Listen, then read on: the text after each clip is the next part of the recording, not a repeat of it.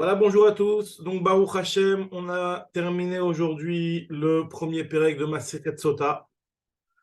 Donc, je me suis dit, on va peut-être faire un petit résumé de tout ce qui a été vu dans le pérec, dans un petit cours de quelques minutes, histoire de vraiment rappeler un petit peu les principaux points qui ont été soulevés dans le pérec. Bien entendu, on ne va pas rentrer dans les détails de quoi que ce soit, mais bien entendu, pour nous rafraîchir un petit peu les idées et pour avoir un petit peu un bagage qui nous reste de ce qu'on a pu parcourir rapidement dans le pérec. Donc voilà, donc on avait vu Maserat Sota au début, on avait commencé à rapporter la discussion entre Rabbi Yoshua et Rabbi Eliezer concernant le kinouï de la femme sota et plutôt la stira, la était sur la stira, combien de personnes il fallait. On avait vu l'avis de Rabbi Eliezer qui disait que pour le kinouï, il faut deux personnes, mais pour la faire boire la femme, à partir du moment où il y a une stira avec une seule personne, le mari lui-même, c'est suffisant. Alors que Rabbi Yoshua disait qu'il fallait deux personnes pour l'un et pour l'autre. On a vu dans la Gemara un autre avis qui disait que l'inverse, qui disait que pour le kinouï, il faut une seule personne. Pour la Syrah, il faut deux personnes. C'était une discussion. Et la Gemara nous a développé d'où on apprenait cela. Et comme quoi, le fait qu'il y ait Raglaïm là-d'abord, ça a son importance. Et c'est ça qui fait qu'un témoin va être cru pour la femme Sota. La Gemara, au début, elle nous a parlé, elle nous a donné des chidushim concernant le couple quand un couple il est formé selon les actions ou selon le mazal d'une personne, le premier couple, le deuxième couple. La Gemara, elle nous a rapporté des psukim qui nous montrent quand est-ce que le zivouk d'une personne a été fixé. Après, la Gemara nous a développé et ils ont expliqué qu'est-ce qu'on appelle le kinouï. Le kinouï, ça veut dire le fait de prévenir la personne. D'où vient ce terme-là de kinouï? Est-ce que ça crée une haine et une tension? Est-ce que c'est quelque chose de positif de faire le kinouï? Est-ce que c'est autorisé? Est-ce que c'est interdit? La Gemara nous a rapporté une discussion sur ça. Certains pensent que c'est interdit de faire le kinouï, c'est à cause de la haine. Il y en a qui disent que c'est à cause de la haine envers le mari, attention dans le couple. Il y en a qui disent que ça fait de la haine envers les autres personnes qui ne sont pas au courant qu'il y a le kinouï. Ça irait plutôt d'après la vie qui dit que le kinouï peut se faire même en solo, même s'il n'y a pas de témoins. Et il y en a qui pensent qu'on a le droit de faire le kinouï. Il n'y a aucun problème de faire le kinouï. Le kinouï, c'est tout simplement la shon qui veut dire prévenir la personne. Euh, donc, on nous a aussi enseigné dans le Daf Gimel, on a vu trois cas sur lesquels il y a des discussions entre Rabbi Ishmael et Rabbi Akiva, entre Rabbi Ishmael et Rabbi Akiva, donc comme ce que je viens de dire, sur certains points, est-ce que c'est une obligation ou c'est un reshoot? On a vu le premier point, hein, c'est le point du kinouï envers sa femme. Est-ce que c'est une obligation de le faire d'une femme qui voudrait une femme qui nécessiterait un kinouï? Est-ce qu'il y a l'obligation de le faire ou c'est un reshoot? D'après Rabbi Ishmael, c'est un reshoot. D'après Rabbi Akiva, c'est une obligation. C'est le premier point. Le deuxième point, c'est un Kohen pour se entamer envers ses krovim. Est-ce que c'est une obligation? Ça, c'est d'après Rabbi Akiva ou d'après Rabbi Ishmael, c'est un reshoot. Et la troisième chose, c'est de ne pas l'interdiction de libérer son Evet Kenani. Et sur ça, l'Agman rapporte la discussion aussi entre Rabbi Ishmael et Rabbi Akiva. Et elle nous prouve ça à partir de Sukim. Continue la Gemara et elle nous rapporte, comme on avait expliqué, que le principe de stira, le fait de s'isoler avec la femme sota s'isole, c'est le temps de faire la avera. Et elle explique la Gemara combien de temps c'est ce temps de stira. Elle rapporte plusieurs avis. Est-ce que c'est le temps de tourner autour d'un palmier? Est-ce que c'est le temps de servir un verre? Est-ce que c'est le temps de servir un verre et de le boire? Est-ce que c'est le temps de cuire un œuf? Est-ce que c'est le temps de le gober l'œuf?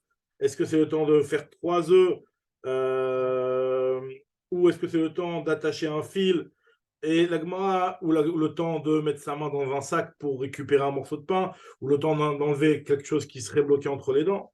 Tout ça, l'agma donne plusieurs avis et elle nous dit aussi l'avis de Ben Avaï qui en réalité l'agma s'étonne comment il a pu savoir alors que lui il n'a jamais été marié. L'agma nous dit soit il s'est marié, il a divorcé, soit il a entendu ça de son maître, soit Sod Hashem Lireav ou Brito le Diam, Hashem il peut savoir ça, c'est secret à ceux qui le craignent. Ensuite, l'Agma a fait une petite parenthèse en nous parlant de la mitzvah de Netilat Yadayim et l'importance de Netilat Yadayim. Celui qui ne fait pas Netilat Yadayim comme si qu'il mangeait un pain qui était impur, euh, Et aussi le fait de devoir soulever les mains lorsque on fait Netilat Yadayim. Aussi, la Gemara elle a dit que celui qui ne fait pas Netilat Yadayim, il est né Karmina Olam. Ensuite, la Gemara a fait une petite sougia sur la Gaava. D'accord? Une personne qui a de la Gaava, à quoi il ressemble? À quelqu'un qui fait Avodah Zarah, à quelqu'un qui est Kofer Beikar, comme si il allait sur les Harayot, comme si il avait construit une Bama et qu'il avait fait la Avodah Zarah. Donc, la Gemara elle a développé tout. On apprend l'interdiction d'avoir de la Gaava. Et ensuite, vraiment plusieurs enseignements sur le sujet de la Gava qui ont été développés, en l'occurrence dans le Daf et l'importance aussi de ceux qui ont de la Hanava. Alors maintenant, la Gemara avait fait une petite parenthèse, enfin une petite parenthèse, elle avait essayé d'expliquer ce qu'il y avait marqué dans la Mishnah, qu'une sota qui a son mari qui meurt, on ne lui fait pas le hiboum, d'où on apprenait ces choses-là. Et voilà, ensuite, on avait attaqué, donc ça c'était le sujet de la première Mishnah. La deuxième Mishnah, maintenant, elle nous disait quelles sont les femmes de Kohanim qui n'ont pas le droit de manger la terouma. La Mishnah en avait cité cinq. Celle qui dit qu'elle est méa, celle qui a des témoins, qui ont quoi après qu'elle soit isolée, elle a fait la vera vraiment et qu'elle est méa. Celle qui ne veut pas boire, celle qui son mari ne veut pas la laisser boire. Ou alors celle qui a son mari qui a été avec elle en chemin sur lequel les eaux n'ont plus d'effet. Donc, dans tous ces cas-là, elles n'ont pas le droit de manger de la terouma. Ensuite, la Gemara a fait une petite sougia sur une sota qui aurait des témoins qui sont bimdina tayam, qui sont éloignés, mais qui ne sont pas venus témoigner. Est-ce que les eaux de la sota peuvent la purifier? La Gemara a rapporté aussi la fameuse discussion, est-ce que le mérite d'une mitzvah peut protéger une femme des effets des eaux de la sota? D'après Rabbi, c'est tolé. Elle ne va pas avoir la bracha, bien entendu, mais en tout cas, elle s'est tolée. Il y en a qui sont d'accord avec Rabbi qui dit que non, ce n'est pas tolé. Mais maintenant, il y a une discussion, est-ce que les mitna vénet, est-ce qu'elle va aller en se dégradant ou pas? Ensuite, on avait parlé de plusieurs femmes sota qui ont leur mincha qui était brûlée. Ok, et ça c'était plusieurs cas de figure. Celle qui dit qu'elle est méa, on avait dit que sa mincha a été brûlée justement parce qu'elle avait été rendue kadosh dans le Keli, comme ce qu'on vient de voir un petit peu au début du deuxième Pérec. Celle qui a des témoins qui sont venus témoigner comme quoi elle est méa. Donc la Gemara rapporte un petit peu ça en rapport avec la Sougia de celle qui aurait des témoins comme quoi elle a fait la Avera, mais qui ne sont pas venus témoigner. Et dans le Davzaïn, la Gemara elle donne des petites halachot concernant les halachot de Yichud. Une femme qui s'isole avec deux hommes, s'ils sont kshérim ou s'ils sont prutzim, comme quoi c'est interdit. Elle avait rapporté une marloquette dans Masrek Kiddushin, elle avait essayé de prouver par rapport à notre Mishnah à nous. Parce que là, on nous a dit effectivement que le mari ne pouvait pas se suffire d'aller tout seul avec elle et un autre homme, il fallait un autre homme, il fallait un troisième homme. Alors, est-ce qu'il faut que ce troisième homme soit là pour régler le problème de Yichud, ou alors, pour d'autres raisons, pour lui faire attraper, sur les Talmidei Chachamim? Donc voilà, pourtant, je fais que ce soit les Talmidei Chachamim. Et ensuite, les Mishnayot vont nous donner le seder de la femme Sota. Qu'est-ce qu'on lui faisait avant de la faire boire? On l'a montée au Beddin Agadol de Yerushalayim, on l'a menacée comme des nefashot. On lui disait comme quoi c'était quelque chose qui est à cause du vin, à cause des mauvais voisins. Et on l'a supplié d'avouer au cas où elle n'avait pas, au cas où elle avait fait la vera. Sinon, on lui disait, bah non, si elle était Théora, on lui disait non, si tu es Théora, n'aie pas peur.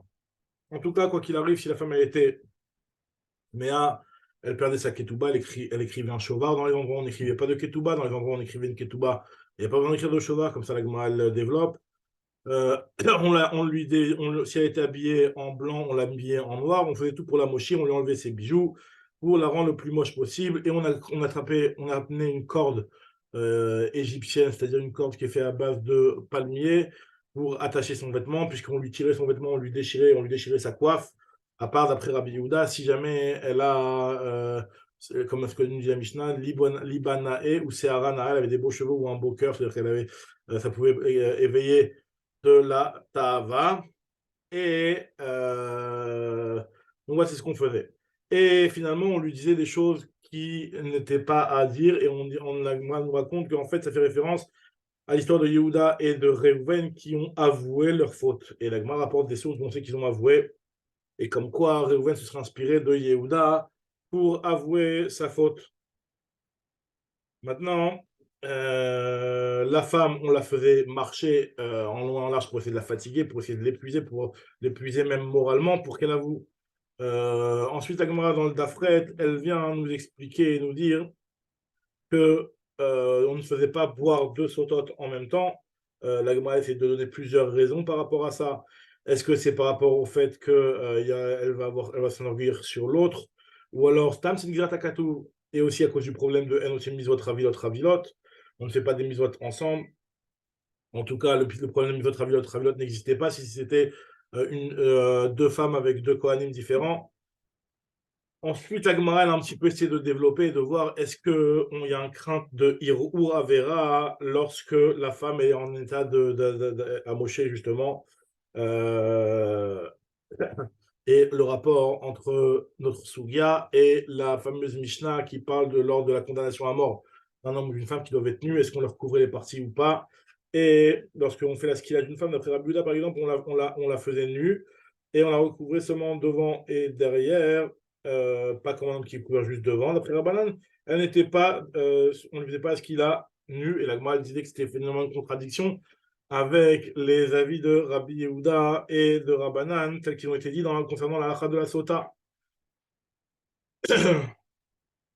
Donc on a dit que la femme, peut-être qu'elle risquait d'être vivante, et donc il y avait peut-être les jeunes Kohanim qui l'auraient vu risquer de ne pas la lâcher. Et on avait expliqué que d'après l'avis de Chachamim, qui dit que pour la femme sota, on essaye de l'humilier, mais dans la skila, il y a un lien de Ve'aftale Racha Kamocha, et on devait faire attention de choisir la meilleure mort. Ensuite, on avait vu, on est rentré dans le principe de Mida Keneged Mida. On avait dit que la femme, Mida Keneged Mida, elle s'est embellie. Akadosh Baruch Hu, il a mochi. Elle s'est cachée, ou elle s'est dévoilée pour faire la Vera, on la dévoile. Elle a commencé avec le rein, alors avec les hanches, elle sera punie d'abord par les hanches, en tout cas au niveau de là qu'elle a là. Elle s'est mise à la porte, la Braïta elle continuait, elle s'est mise à la porte, donc on la met aussi pour Charnicanor. Elle a mis des beaux draps, on lui enlève sa coiffe. Elle s'est embellie, donc son visage va s'amochir. Elle s'est arrangé les yeux, donc ses yeux vont sortir de leur orbite. Elle s'est arrangé les cheveux, donc on va la décoiffer. Elle lui a fait dessiner avec ses doigts, donc là, ses ongles qui vont tomber. Elle lui a mis une belle ceinture, donc on va l'attacher avec une ceinture qui est moche. Elle lui a étendu sa hanche, donc comme on a expliqué, sa hanche va tomber, son ventre il va enfler, et lui a donné des bons repas, donc on lui donne un korban BMA, un bon vin dans un beau keli, et ben nous, son korban, il va être mis dans un keli qui est très ancien, qui est avec des eaux amères, et elle l'a fait en cachette, soit on dit que c'est parce que la Kadosh Baruch Hu, et Yosef Besseter, il va la punir, ou alors Akadosh Baruch Hu, il va la dévoiler. Et on a dit que pareil de nos jours, il y avait un Mida Kegemida par rapport aux gens qui sont condamnables des Arba Mitot Beddin. Ensuite, on avait vu aussi, maintenant on est rentré dans une grande partie de Grande Agadot, et on avait vu que la punition des Umot uniquement lorsque le vase va déborder et que c'est la fin, la perdition de cette Ouma-là. Donc on a eu plusieurs enseignements concernant les punitions et le comportement d'Akadosh Baruch Hu lorsqu'il punit, un Melech, est-ce qu'il attend d'abord que, son, que le vase déborde, c'est-à-dire que finalement il ne punit pas tout de suite. Et il y a aussi le principe de Mida Keneged Mida, tous ces principes-là qui expliquent un petit peu la façon dont Akadosh Baruch Hu punit une personne, un roi ou une nation. Ensuite, la Gemara, elle nous a donné des exemples de ceux qui donnaient et qui jetaient leur regard sur des choses qui ne leur appartenaient pas. Et on disait qu'ils perdaient même ce qui leur appartenait, non seulement comme la femme Sota, comme l'histoire du Nachash, qui a voulu la femme Chava. Et ce qu'il a eu, il l'a perdu, et on lui a pris ce qu'il avait, puisqu'il aurait dû être le roi des Chayot, et il a été maudit.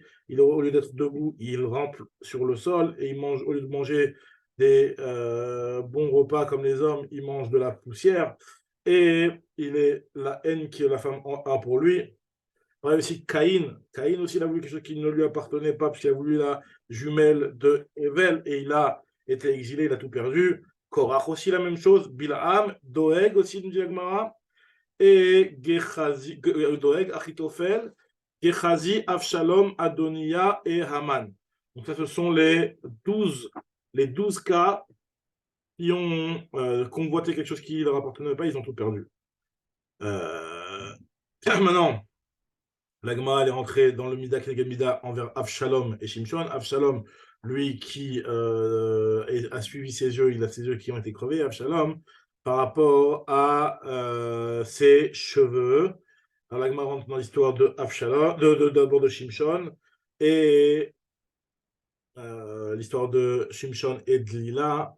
Au départ, c'est vrai que c'est Temina Shamim qui s'est prédestiné cette histoire, mais finalement, lui, il a quand même été, on lui a reproché d'avoir suivi sa tava.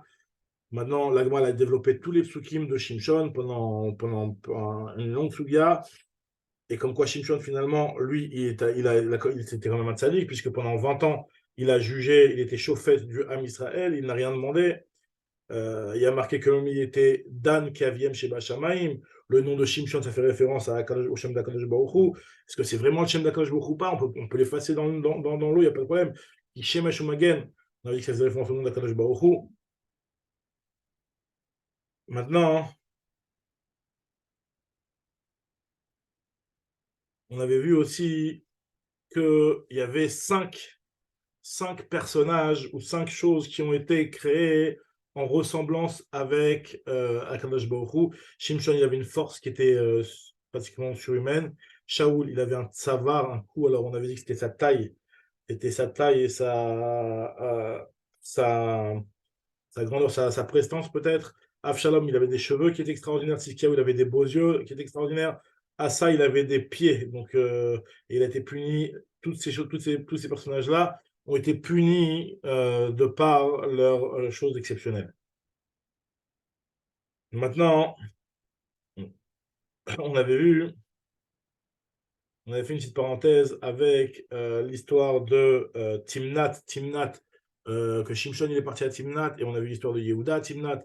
Yehuda il s'est élevé à Timnat, et Shimshon il s'est rabaissé à Timnat. Donc c'est pour ça que les parents appellent monter vers Timnat ou descendre vers Timnat. Ou alors Timnat c'était au milieu de la montagne, ou alors Timnat il y en avait plusieurs. En tout cas, l'Agma nous a raconté un petit peu l'histoire de Yehuda et de Tamar. Et elle a continué en nous disant que donc, finalement Tamar, elle a eu le mérite d'avoir des prophètes et des rois qui sortent d'elle. Maintenant, le grand mérite de Yehuda d'avoir été Mekadesh Shem Shamayim, d'avoir dit Tzadka Mimeni. Donc, là, ensuite, la Gemara rentre dans l'histoire de Avshalom et l'orgueil qu'il a eu envers ses Séharot et la punition qui lui est arrivée et le fait d'avoir volé le cœur de trois, le Beddin, son père Israël et le Beddin. Maintenant, il a été tué par Yoav et David Amelech, il lui a reproché ça, il a crié 8 fois mon fils, mon fils, mon fils, comme c'est marqué dans le Passouk, 7 fois pour le faire monter des 7 compartiments du Guéhenam, et une fois, soit pour que sa tête se reproche à son corps, ou soit pour le faire rentrer dans le Olam Abba. En tout cas, est-ce que Avshalom avait des enfants ou pas? Il a marqué qu'il en avait, mais comme il a brûlé le champ de Yoav, il les a peut-être perdus, ses 2 garçons et sa fille. Et après, on est rentré dans le côté positif. Le Mida Keneged Mida, il est même dans le côté positif. On avait vu avec Myriam, qui a attendu Moshe 1 heure et qui a, elle aussi, été attendue lorsqu'elle a eu la lèpre pendant une semaine. Et on apprenait les psukim, donc au moment où il y a eu les décrets de Paro, quand Myriam, elle a attendu. Et nous dit, la Gemara, elle nous explique c'est quoi le nouveau roi, le nouveau pharaon qui s'est levé sur le Ham Israël. Est-ce que c'est un nouveau pharaon Mamash ou c'est des nouveaux décrets? Et la ruse qu'ils ont voulu faire, alors ils ont dit on ne peut pas juger les Israël. On a vu qu'il y a le délivreur qui allait naître, mais on ne peut pas délivrer, on ne peut pas le condamner par le feu, puisque Hachem, il va venir dans le feu, il y a marqué pour punir, ni par l'épée, mais dans l'eau. Mais il ne savait pas que l'eau, c'était quelque chose qui n'était que je n'avais pas juré de ne pas punir une nation dans l'eau, ou alors que la nation elle-même se jette dans l'eau. En tout cas, continue la Gemara. en nous rapportant le fameux moment du Conseil des ministres pour décider des punitions sur les Bnei Israël. Yitro qui s'est enfui, Iyov qui s'est tué, et Bilham qui a donné les mauvais conseils. Chacun, Mida Kenegel Mida, a été soit récompensé, soit puni. Iyov, lui qui s'est tué, il a aussi été puni d'avoir ses souffrances, et Bilham, il a été tué, bien entendu. En tout cas, la Gemara nous raconte c'est quoi ces villes de Pithom, des Ramsès qui se détruisaient alors qu'on ne les avait pas fini de les construire. Et elle nous donne plusieurs détails sur la servitude des Bénis Israël. C'est quoi Befarer, euh, comment les Bénis Israël ils ont pu naître et les miracles qui se sont passés quand les femmes elles allaient voir leur mari dans le champ et elles s'accouplaient avec eux, elles lui apportaient à boire, elles lui lavaient les pieds, elles lui donnaient un plat de poisson et les enfants qui naissaient là-bas par miracle qui étaient protégés et qui revenaient sans être tués. Ensuite, on nous a parlé de Shifra et Poua, les deux sages-femmes qui faisaient naître les femmes des Bnei Israël. Il y en a qui disent que c'est Yocheved et Myriam, il y en a qui disent que c'est Yocheved et Elisheva, Bataminadav, la femme de Aaron. En tout cas, on a vu pourquoi elle les appelait comme ça, parce qu'elles s'occupaient bien des enfants. Et on a continué en disant qu'elles ont mérité d'avoir des bâtiments, soit Baté Keuna, donc Aaron ou Lévia et Moshe, ou soit Baté Malchut, puisque David, il descend de Myriam. On a ensuite vu la Sougia de Kalev Ben Yifune qui s'est marié avec Myriam qui au départ était très malade et qui avait un personne à qui n'attirait personne, et lui, il a décidé de se marier avec elle, c'est comme si il avait enfanté. Et on explique les Psukim dans Divrei Yamim, comme quoi ils font référence au nom de comportement de Kalev par rapport au Meraglim et par rapport à cette cette filote qu'il a fait. Et Myriam, comment elle s'appelait Azouva, elle s'appelait Yeriot, elle ressemblait à un parchemin. Tellement qu'elle était blanche, elle était malade, mais après elle est devenue comme une Néhara. Et son visage s'est éclairci. Ensuite, la Gemara nous avait raconté la fameuse histoire où Amram avait décidé de quitter sa femme à cause de décret de Paro, et Myriam qui lui en a fait le reproche, et finalement il s'est remarié avec elle. Moshe Rabbeinu qui est né, ils l'ont caché, il a été caché, et Moshe Rabbeinu, quand il a été jeté dans un berceau. Comment il était ce berceau, et pourquoi il était de cette manière-là pour le protéger de mauvaises odeurs. Ensuite, on nous a raconté comment Bathia a ramassé Moshe Rabbeinu dans le fleuve en jetant sa main ou en jetant sa servante. Les servantes qui voulaient empêcher Bathia de récupérer Moshe Rabbeinu en lui disant ton père, il a décrété, toi, tu ne respectes pas le décret de ton père, et il y a comme quoi le malach, il serait venu les tuer. Ensuite, euh, donc comment on appelle ça, les astrologues de chez Paro qui ont vu que le Moshia, celui qui allait délivrer les Bnei Israël, était déjà dans l'eau, donc ils se sont dit qu'on est tranquille, ils ont arrêté les décrets, et finalement, en réalité, Moshe, il a dit au Israël, c'est pas mon mérite que vous n'avez pas été tué, puisque moi, quand on m'a jeté dans l'eau, ils ont arrêté les décrets et de tuer les autres d'Israël. Maintenant, Moshe Rabbeinu, lui, il a continué à être allaité par sa mère réelle, et même en se faisant payer, parce que nous dit Agmara, que les tzadikim, non seulement ce qu'ils ont perdu, on va leur rendre, mais en plus on va les payer pour ça. On a vu des prophéties de Bathia qui ne savait même pas qu'est-ce qu'elle prophétisait, puisqu'elle lui disait, voilà, je te donne ton enfant et ramène-le-moi, mais elle ne savait même pas qu'elle disait que c'était ton enfant. On avait vu aussi le moment de l'enterrement, puisque la Mishnah avait dit que Mida Kenegel Mida aussi, Yosef qui avait enterré Yaakov, il avait mérité d'être enterré lui-même par Moshe Rabbeinu. Et on avait vu l'enterrement de Yaakov, comment il s'était passé au moment de Marat Marpella, quand Esav il est venu, il a voulu empêcher, on a envoyé Naphtali, Hushim Ben Dan, il a vu ça, il a tué et coupé la tête de Esav. Et les deux, ils ont été enterrés le même jour pour accomplir la prophétie de Rivka. Et comment les Israël se sont occupés du haron de Yosef. Et au final, ce qui s'est passé avec l'enterrement de Moshe Rabbeinu, qui a été enterré par Akadosh Baruch Hu. Donc, on nous parle un petit peu de la mort de Moshe Rabbeinu, et qui a décidé de mourir pas parce qu'il n'était pas en forme. Lo yuchal latzet velavo, c'est parce qu'il n'arrivait plus au niveau de la Torah, il avait une limite qui n'était plus supportable pour lui, donc c'est pour ça qu'il est mort. Et il voulait, nous dit la Gemara, que quand il a été enterré, il a été enterré moule bet peor, même si la Torah nous donnait beaucoup de détails et beaucoup de simanim pour savoir où c'est, mais personne ne sait où c'était. Même les Romains qui ont voulu savoir trouver l'endroit du tombeau de Moshe n'ont pas réussi. Et la Gemara nous explique qu'en fait, Moshe Rabbeinu, lui, quand il voulait entrer en Eretz Israël, c'est pas pour profiter des bienfaits matériels, mais c'est pour accomplir les mitzvot qui, de la terre d'Eretz Israël. Et la Gemara, elle explique, elle termine sur ça le Pérec en nous disant que la Torah, elle est entièrement remplie de Gemilut Chassadim, puisque le début, c'est le moment où Akadosh Baruch Hu va couvrir Adam et Chava et va les vêtir. Et la fin de la Torah, c'est le moment où Akadosh Baruch Hu va enterrer Moshe. Donc c'est le début de la Gemilut Chassadim, la fin de la Gemilut Chassadim. Donc on nous demande nous aussi de suivre le chemin d'Akadosh Baruch Hu, de revêtir les pauvres, d'aller visiter les malades, d'aller réconforter les endeuillés et d'aller enterrer, participer au enterrement. Maintenant, ce que Akadosh Baruch Hu, il a utilisé comme tenue pour Adam et Chava, il y en a qui disent que c'était à base de laine, il y en a qui disent que c'était à base de lin. Et sur ça, la Gemara, elle termine le Pérec pour nous dire que Moshe Rabbeinu, lui, il a mérité tout ce qu'il a mérité, puisqu'il a été Moser Atzmo pour le Ham Israël, puisqu'il a dit que sinon tu m'effaces de ton livre. Et il a protégé les fauteurs puisqu'il a pardonné la faute du Hegel, et il a prié pour les fauteurs pour leur prier pour qu'ils fassent teshuva, comme on dit que la chaîne Pegia, vers la poche Emiavgia, ça fait référence à la tfila, puisque M Pegia est la chaîne tefila. Donc voilà, Baruch Hashem, avec ça on a terminé le premier Pérec.